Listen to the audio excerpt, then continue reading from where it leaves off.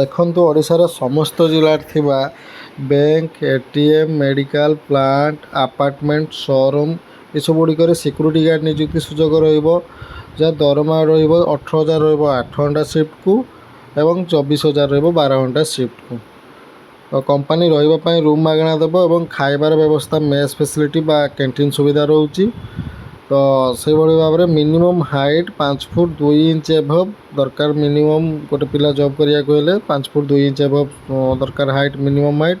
ଏବଂ ଶିକ୍ଷାଗତ ଯୋଗ୍ୟତା ସେଇଭଳି ଭାବରେ 10th ପାସ୍ ହେଲେ ବି ଚଳିବ, ଆଉ 10th ଫେଲ୍ ପିଲା ବି ଆବେଦନ କରିପାରିବେ এই ଜବ୍ଟିକୁ କରିବା ପାଇଁ।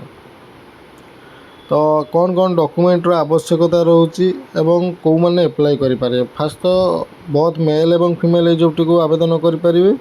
ଏବଂ ଡକୁମେଣ୍ଟର ରିକ୍ୱାର୍ଡ଼ ରହୁଛି Aadhaar card, bank passbook, passport size photo, ଆଉ ଯେଉଁମାନେ 10th ପାସ୍ କରିଥିବେ ତାଙ୍କ 10th ସାର୍ଟିଫିକେଟ୍ ଜେରକ୍ସ, ଆଉ ଯେଉଁମାନେ 10th ଫେଲ୍ ଥିବେ ତାଙ୍କ ସାର୍ଟିଫିକେଟ୍ ଦେବା କୌଣସି ଆବଶ୍ୟକତା ନାହିଁ। ତ ଯେଉଁମାନେ এই ଜବ୍ଟିକୁ କରିବା ପାଇଁ ଇଣ୍ଟରେଷ୍ଟେଡ଼ ଅଛନ୍ତି, ସିକ୍ୟୁରିଟି ଗାର୍ଡ଼ ଜବ୍ଟିକୁ କରିବା ପାଇଁ ବହୁତ ମେଲ୍ ଏବଂ ଫିମେଲ୍, ସେମାନେ ସ୍କ୍ରିନ୍ରେ ଦିଆଯାଇଥିବା ନମ୍ବରରେ ଯୋଗାଯୋଗ କରନ୍ତୁ ଏବଂ ଅଫିସ୍ ଭିଜିଟ୍ କରି ଡାଇରେକ୍ଟ ଜଏନିଂ ହୁଅନ୍ତୁ।